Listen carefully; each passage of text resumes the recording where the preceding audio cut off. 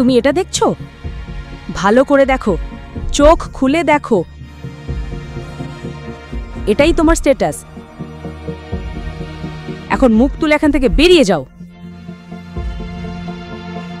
এ কি হইছেই চলছে? না বেবি, রিল্যাক্স। তোমার স্বামী একজন গুড ফর নাথিং, আমি নই। তুমি কত টাকা চাও? 1 কোটি, 2 কোটি, 10 কোটি? আমি দেব।